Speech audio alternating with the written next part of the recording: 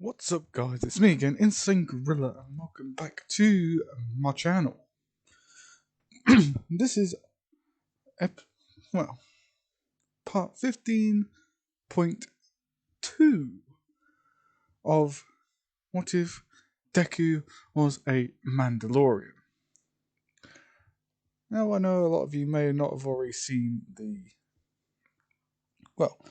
first part of this, and hey, some of you may not even like it, but hey, it's all up to you.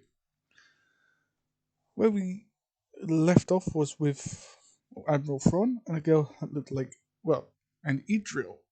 But before we even start that, there's a reason why, and one of you in the comments nailed it directly on the head.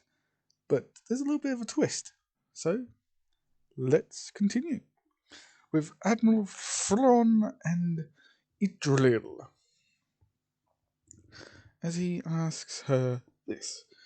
So, are you going to give me the information about your people and where they are located? As Idril says, well, I have their location, but I want to get them to attack a location where we can crush them. As Admiral Thrawn replies, saying, we. Who's this we? And she says, well, me and you. I lure them to a location, I abandon ship, and you get to destroy the entire Mandalorian fleet in one small and quick stroke. I believe, as your saying goes, all pieces must fit into place. My pieces are in place. I just need the great Admiral Thrawn to do his part. As well, a flicker starts going across Idril's face as he asks her to truly reveal who she is. As he says, even I'm not an idiot. I can tell when that was off. And she just says, fine, I need to turn this off anyway. As it turns out to be a female Imperial officer, aka an Imperial intelligence officer, with Thrawn being A, surprised, and B, annoyed with him for talking, saying, I did not request Imperial intelligence's help. So, tell me what you're truly doing here. As she says, first off, my name is Mako. Mako Waylander. And second of all, I don't have to answer to you, Admiral Thrawn. You answer directly to me now. Well, just for this. Then you can go and meet up with your stupid alien friend on Lafol. Now listen carefully. Yes, people, Idril is actually an Imperial officer. But there's a reason why the real Idril is out there. I'm just not telling you where just yet. But I have brought up a planet a few times. Lafol. So expect to see Ezra Pritchard, Sabine Wren, Zeb Aurelios, Hera Syndulla, Kanan Jarrus, Chopper, and Captain Rex. The next episode will be on the Rebels group. I promise. Now, going to Duxford with Izuku, as he just says, what's your name? As The feminine woman just says, "None of your business," as she swings her lightsaber, clashing with Izuku's purple lightsaber. Be aware, he only brought one of his. He shut off his dark saber and just held out the purple one. As he is literally dueling with this girl. But here's the kicker. He's literally holding her off with one hand while yawning. This pissing her off well and truly. I detect salt somewhere. As we can almost probably tell, when a target doesn't take you seriously and is just deflecting all of your strikes with one hand, or literally yawning, I think you're going to be taken out a bit personally. As she continues swinging, as one hit finally grabs Izuku's attention, as it's near the literal end where the lightsaber blade comes out. As it says, so you're finally trying to take me seriously, or were you just trying to warm up? Because I'm still standing here yawning. And she just says, "Who says I was trying to aim for your lightsaber?"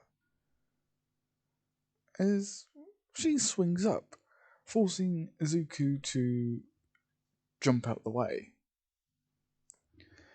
But unfortunately, his helmet, his mask and hood came off.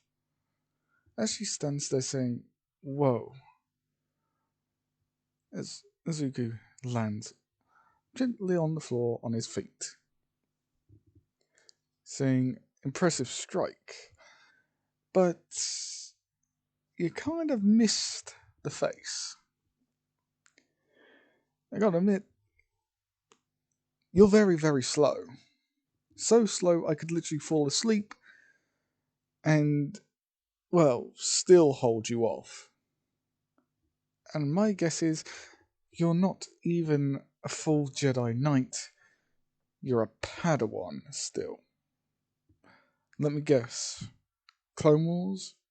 And she just nods, saying yes. And who are you? Izuku just says, "The name's Revan Reborn." As she just hears the name Revan, and she says, "You can't be alive. Surely you can't be alive. You died." As Suzuki said, "Well, take a look at me now. Does it look like I am dead?" As she just... Okay, sorry about that, guys.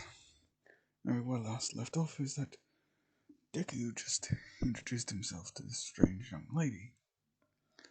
As he calls her out being a Padawan, and her agreeing, saying, "My master taught me as much as I could know. But at the time the Clone Wars came to a dramatic halt, and a rather devastating one for the Jedi. The clones all turned on us. There was a purge at the Jedi Temple. I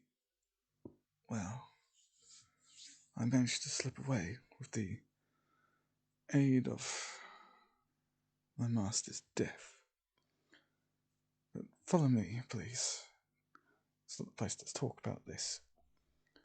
As well, two men burst through the forest, shouting, "Mother, where are you?"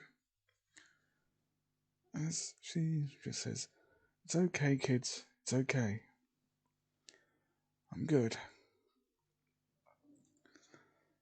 Put down the blasters. Let's go back to camp. Well, let's go home."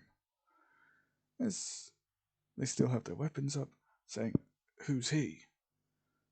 As she turns around to see Izuku putting his hood back up, putting his mask and hood back on.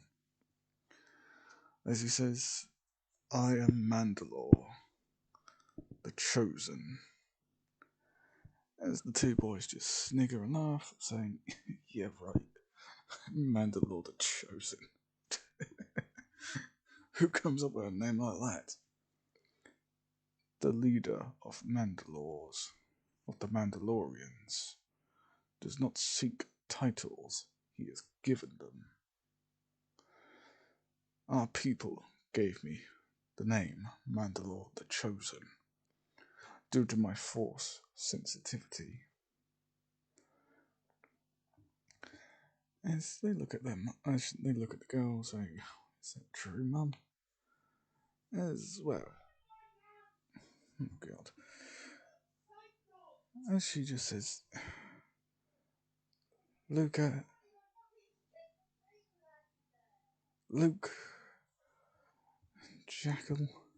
Jackal, remove your helmets, please. Give the respect to the Mandalore. As they say, hell no. We ain't removing our helmets to a stranger. You two are Midorias. You need to stop with this attitude.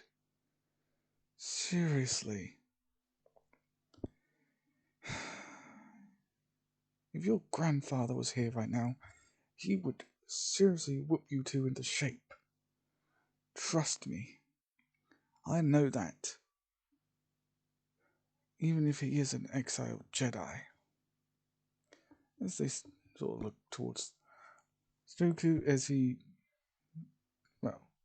walks towards her saying, "How do you know his name?" As the girl turns around to him saying, "Whose name?" "Midoriya is the name of my mother. Last I checked, I was her only child. So who are you?" My name is Imari. What's yours?" "Izuku Midoriya. Mandalore. Revan Reborn." As Lucas and Jackal both look at each other, saying, "Mum, is he our uncle and you didn't tell us?" As they both bow before him, saying, "Forgive us, Uncle." "It's okay, kids. You weren't to know. Neither was I, apparently." Awkward silence for a few minutes. As we go straight back to the actual Mandalorians. As a shuttle lands in one of the main hangars, preferably of the Mandalore's Revenge. As it opens, as Mako Lander goes back into the disguise of Idril, with her sighing, saying, "These savages." Luckily, Grand Admiral Thrawn gave me the location of a place where we could crush them. "Miss Idril, where have you been?" "Been scouting a target." "Why?" "The Mandalorians are getting restless. They want to go and find Mandalore the Chosen." "Why go and find that traitor?" "When we find him, we'll execute him." "Do I make myself understood?" "No, ma'am, you do not make yourself understood. For the last 3 months we have been here. We have attacked 5 Imperial targets, and every time we attacked one of those targets, a fleet turned up out of nowhere. Now, I'm not underestimating your ability to lead, but you do not have the force like those two do. As he points to the back of the hangar, as a man with green hair fixes a fighter. As this Mandalorian turns to her again, saying, He has told me that something's off. There's no way the Imperial fleet knew where we were going. Better yet, we haven't even heard anything about this Lord Vader guy or this Admiral Thrawn. Now, the men and I are getting suspicious. You better either A, step up to the plate, or we will remove you. You are no chosen Mandalore. The only reason why we listen to you is because you're close to him. Now we're starting to question if you are truly the favoured one of Mandalore the Chosen. Well, let's say this. I've got a strategy and a place to attack him. This is refinery over this planet. Mado 7. Magnus 7. I know Magnus the Red from Warhammer. It's just a name I've come up with on the fly, okay? As Idril says, there's 2 cruisers of immense power and strength. If we destroy them, we'll be sending a bigger message to the Empire that our targets are expanded. So ready the troops. This is Mandalorian says, I hope you're right about this. As they all jump into hyperspace, only to exit hyperspace in front of the shipyards as they see shuttles and fighter craft with 2 Imperial ISDs and 2 Golem defense platforms defending a station. As the Imperial fleet starts launching fighters along with the Mandalorians. As the battle goes on, the Mandalorians destroy the 2 Golem space stations, or defense platforms, I should say, and have reduced 1/3 of the Imperial fleet to ribbons, and nothing but smoking wrecks. As it looks like the Mandalorians are going to achieve a victory, 2 of the biggest starships they have ever seen detach from the facility, as dozens upon trillions of TIE fighters, TIE bombers start swarming them. As, well, an Imperial fleet turns up from behind them as the Chimera symbol is seen, flying high. And that's where I'm ending it, ladies and gentlemen. I hope you enjoyed this What If? Part 2 of Part 15. I know I may not be making much sense, and I do apologise for that. But trust me, it'll make much more sense. Later on, if you constantly go back and watch it over and over again. The Imperial Intelligence Service. Who would have thought? Well, I did. I came up with it.